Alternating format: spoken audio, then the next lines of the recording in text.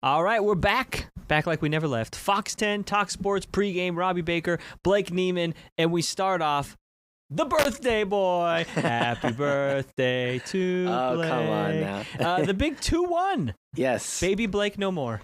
I mean, I feel like I'm still a child at heart.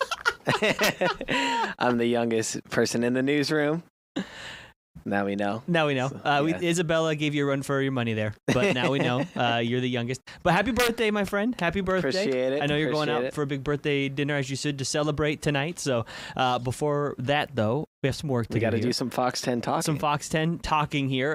The pregame edition, we're going to talk mostly kind of trade themed here because we have the trade deadline in Major League Baseball has now come and gone. We know what the D-backs ultimately ended up doing, and we have some sound from Mike Hazen to kind of illuminate us on why the decisions were made. And then we also want to dive in quick to Terry McLaurin, the wide receiver from the now Washington Commanders. Requesting a trade yesterday. Is this something that the Cardinals should pursue? Oh, Micah Parsons also requested a trade today. I do not think the Cardinals have an interest. Probably everybody's probably interested in Micah Parsons, but I don't know if that really fills a need in the money situation. Yeah. But before we get to that, let's talk D-backs, because this will be a very different looking baseball team on the field tonight when they take on the Sacramento A's, which is a very weird thing to say. Yes. And it all started with the Geno Suarez trade the Josh Naylor trade. And then it was Randall Grichuk traded mid-game last weekend to the Pirates. That was a weird one. Not that Randall was traded, but that it happened mid-game. And then the big one, the big dominoes, Geno Suarez, and then yesterday was Merrill Kelly. So I guess first, Blake, just your thoughts. To me, this was a win at the deadline for the Diamondbacks because they were out of it. The guys they traded are all going to be free agents anyways, so you trade them as rentals. Any of those guys can come back in the offseason as free agents if they wish to. And from what Mike Hazen told us yesterday on the conference call, it sounds like there may have been some conversations with some of these guys already saying, look, we're not trading you because we don't like you. We like you. This is just the situation we're in. So there may be dialogue already that, hey, in the winter, when you're a free agent, if you like Phoenix, we're still here. Yeah.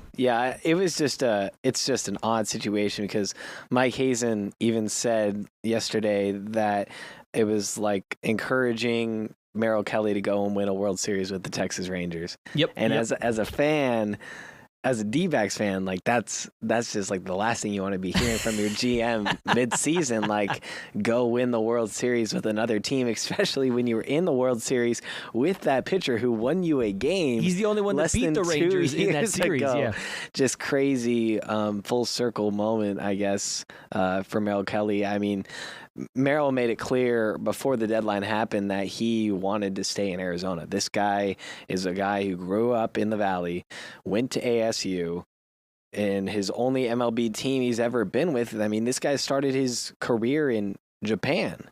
Yeah, and then he came to the MLB, and all he's known is being a D-back. That's the only MLB team he's played for the last 7 years.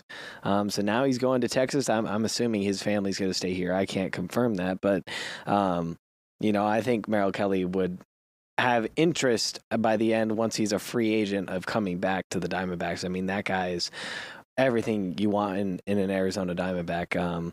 As far as the other guys go, I mean, I feel like Geno and Josh Naylor at least Geno going back to Seattle. Returning to Seattle, yeah. I think that makes sense for him. I mean, it's a kind of a gut punch, I guess, for the current season perspective, just given what he's done. He's top 5 in the majors in home runs. Mm-hmm. So that hurts right now. But at the end of the day, you're freeing up cap space. I just think it's tough in a world where it's of instant gratification for all of us a lot of the time when you are betting a lot of these trades on future prospects. I think that's the tough thing that our fans are having to deal with right now. Hey, it may work out, but everybody wants now, especially when you were just in the World Series less than 24 months ago. It's not the same situation as the Suns because they went all in, and because of the tax implications and then the way that it all had to kind of get blown up this summer. It's similar, though, in the sense that making a run to the championship series or the finals and being 2 to 3 wins away from a championship and then 2 seasons later be so far out of it that you're kind of so pivoting odd. And everything. It's Arizona sports, Blake. The curse of Arizona sports. It's the curse we are meant to bear here. I guess so. I mean, Arizona. It's crazy. The one interesting move that didn't happen was Zach Gallen, and that was a name that has been talked about most of this kind of trade season, if you will. Zach has had a really rough season, not up to his standards. This was a guy who started in an all-star game just a few seasons ago, and this year he has an ERA over 5. The home runs given up has been way up this year. He just hasn't been Zach Gallen, which is tough for him because this is a contract year for him. So his hope was to, of course, have a great season. The D-backs make the playoffs, make a long playoff run, and then cash in on a Corbin Burns-esque $200+ million contract. Scott Boras is his agent. You know that means that he's going to want a lot of money. And he, from what Mike Hazen said yesterday, there was a market for Zach Gallen because he's still a quality starting pitcher, but the return was not going to be justifiable to the D-backs in giving Zach up. This is actually what Mike Hazen had to say on how the Zach Gallen kind of negotiations went up until the deadline. What ended up happening, honestly, and it really probably bled into the Geno discussions as well, is there seemed to be a few teams that dropped out here at the last minute, meaning the last few days, that became sellers, and I think that had a material impact on the market. And then once the downstream effects of that is options for teams. And then as soon as teams that are buying, I would be, and if I was that case too, is sometimes, I think the decision to go get somebody for a lot cheaper can become part of the calculus. And I don't know that that's what happened in this case. Like we had a decent amount of teams interested, as you can imagine. It just no deal came across. So you can kind of put the pieces together there, that there was a threshold the D-backs were hoping to meet in terms of a return for Zach Gallen. It was obviously not met. The kind of wrinkle with Zach Gallen, too, is they can extend him what's called a qualifying offer this offseason. I think it would be 1 year, around $22 million is what I've heard, to keep him in Arizona. If they do that and another team offers him a long-term contract worth around $50 million or more is the reported number, then the Diamondbacks would get what is called a compensatory pick back if Gallen leaves, and that would be at the end of the first round of next year's draft. So there is some value into keeping Gallen here because, one, he could ultimately stay, and you hope that if he does, he comes back into that Cy Young type pitcher.